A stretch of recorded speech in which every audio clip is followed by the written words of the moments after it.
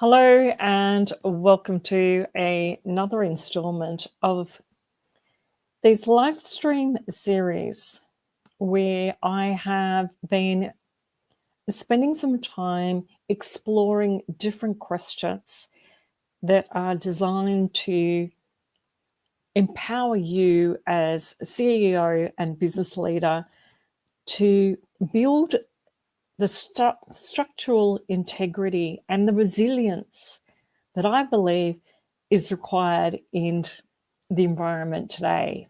The landscape is challenging. We are all facing unexpected issues coming from the side that in many regards we may have never expected.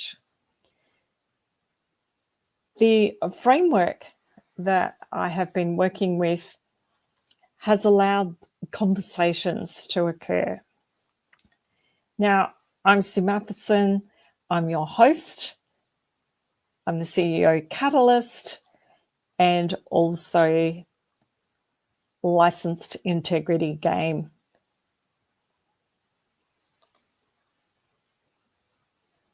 Coach and mentor. Sorry, it's just trying to find my banner. So there we go. CEO Catalyst and certified integrity game coach and mentor.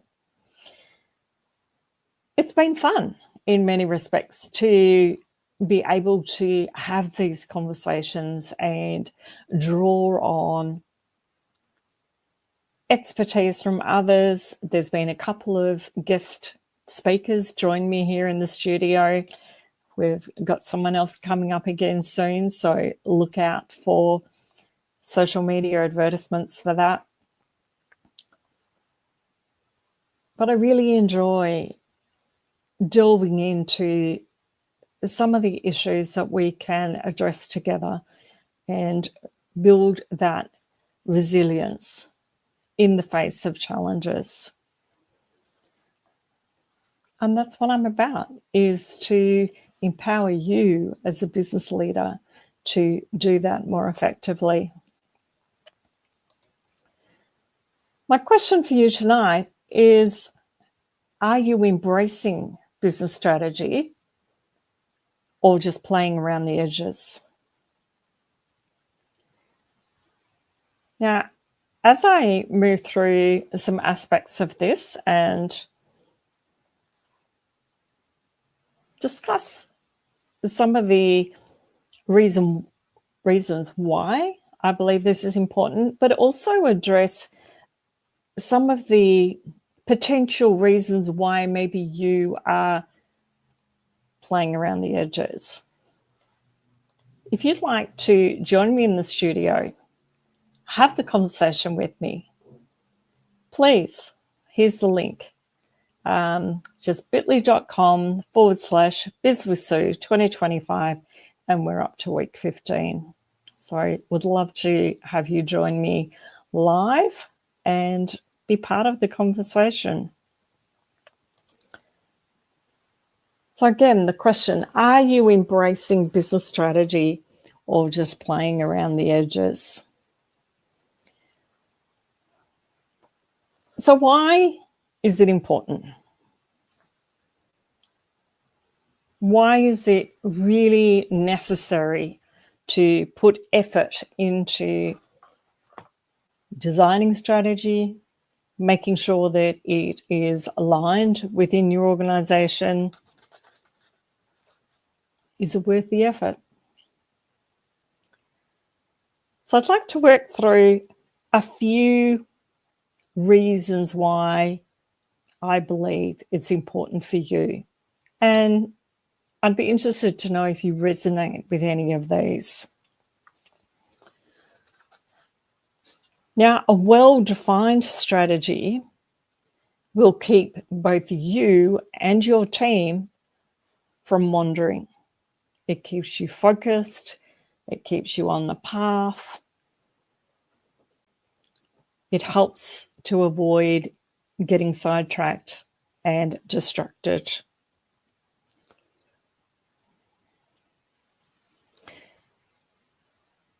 I like this comment from another session and conversation around why strategy is important that says, in some ways, we're all project managers. We're all driving and reminding people what the strategy is. Now, maybe it's how effective we are in doing that that helps to see the strategy implemented and come to fruition.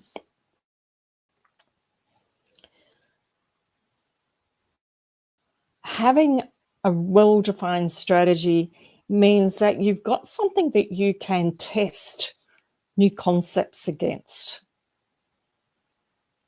You can assess their effectiveness. It gives you a mechanism by which you can tweak those concepts and work out, are they on track? Are they serving your strategy, or are they pulling you way off course? A well-defined strategy is a lens through which any new product can actually be founded.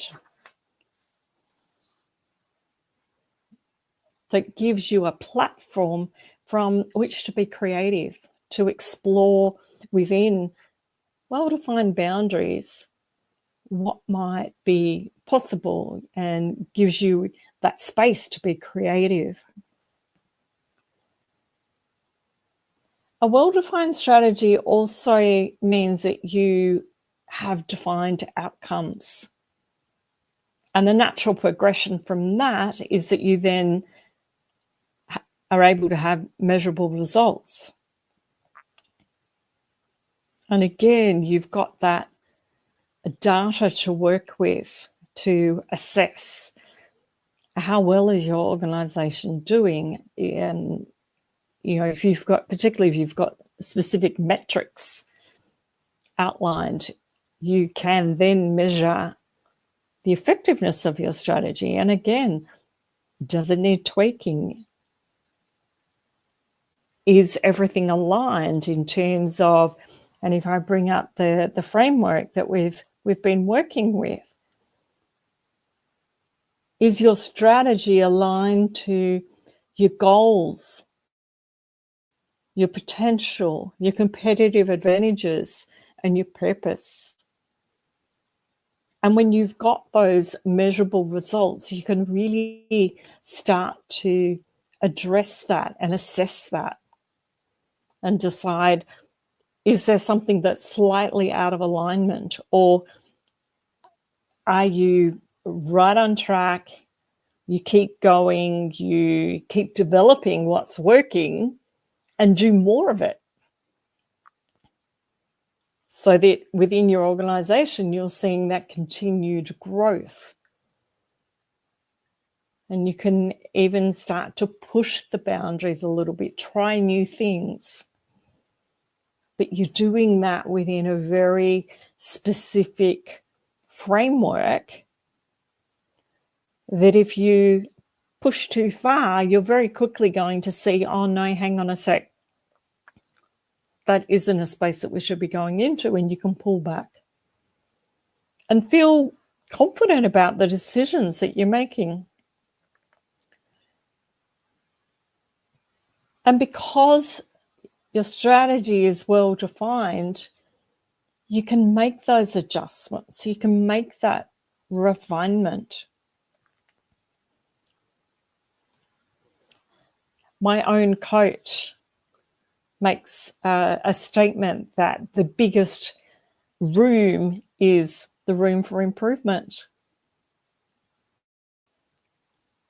Now, how gratifying is it that if you have a well-defined strategy, you can do that with confidence, and you will be able to identify the areas that are going to be the best places within your organization to put effort into, in terms of where do you make the improvements.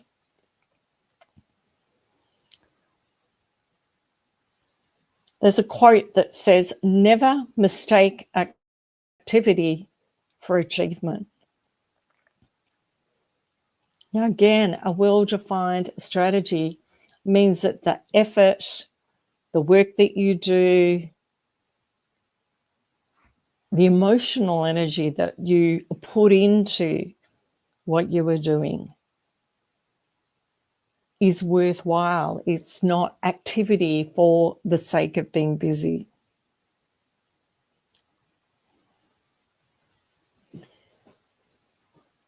And I love this comment too. Not having strategy, your name turns to mud. There are a few ideas around why having a well-defined strategy is important.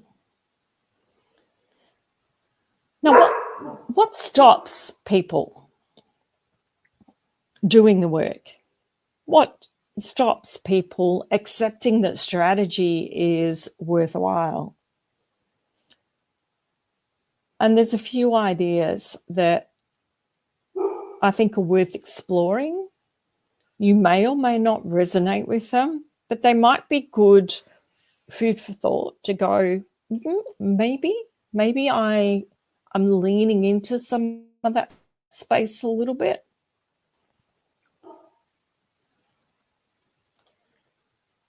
Now, one possible hurdle that stops or prevents people from engaging in the work of defining a strategy is that they have this mindset that they already know. Why do I need to put the work into it? And I think the trap is there. They're getting stuck up here in their headspace, thinking, and I'm going to use that word quite intentionally, thinking they already know, but in reality, they're really kidding themselves. Now, there may be a fear of the strategy, an anxiety that by having a well-defined strategy becomes almost a noose around your neck, that you are just stuck in that.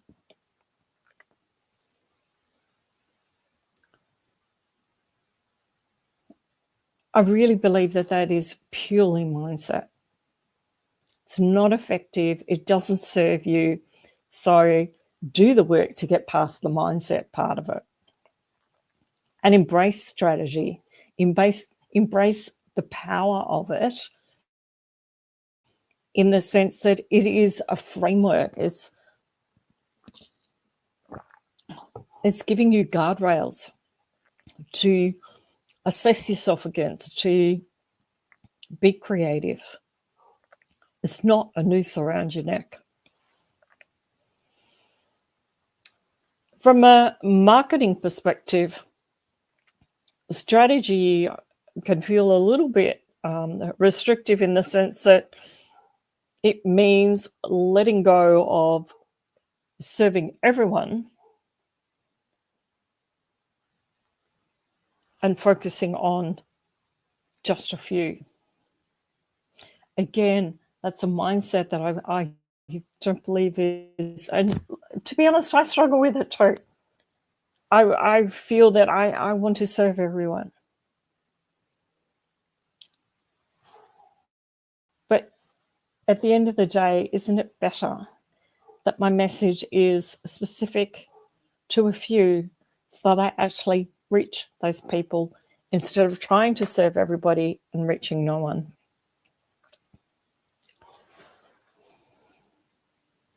And a last thought in terms of a hurdle that might be preventing you from engaging in doing the work of defining a strategy is that you're confusing strategy with tactics.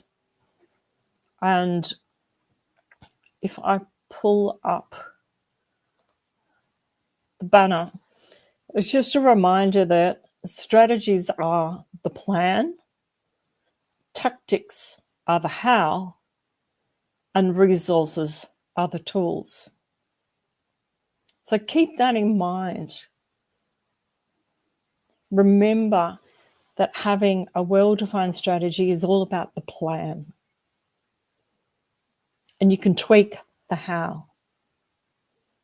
And your tactics may change depending on market forces, economic impacts, political changes. And aren't we experiencing all of that at the moment?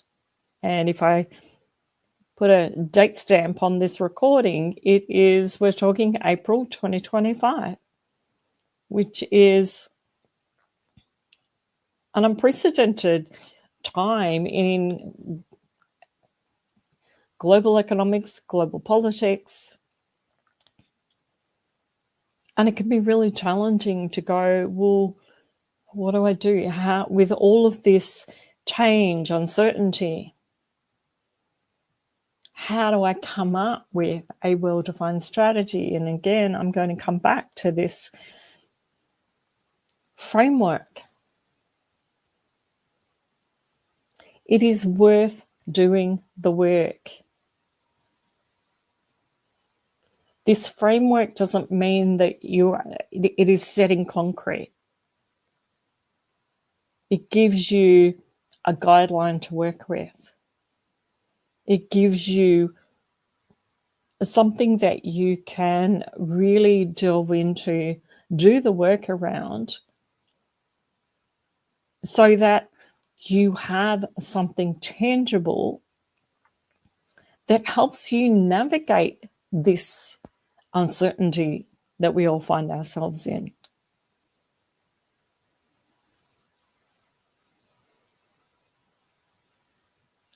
My experience of working with this framework is that it brings such a level of confidence. By working with it, it builds into my decision making a level of certainty.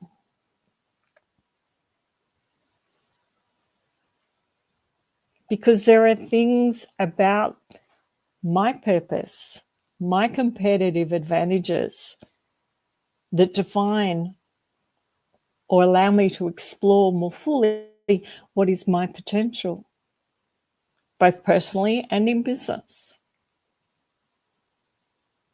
And with all the uncertainty that's going around, that's actually an exciting place to be. So there's that paradox almost of acknowledging the uncertainty, but not being afraid of it to a degree. It's not 100%, but it certainly provides a foundation, a level of certainty that comes, and I have to say it comes from within. It means that, and I think this is absolutely the foundation of the framework, that by doing the work, by going through these individual points, it gives you as a business leader and a CEO a level of comfort that actually comes from within you and means that you are not sideswiped so easily by these external pressures and uncertainties that are going on. Now, isn't that a place you want to be in?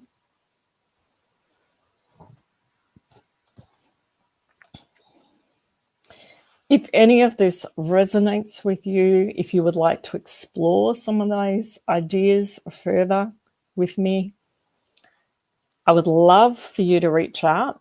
My email is here, sue@suematheson.com.au. Or if you see the recording,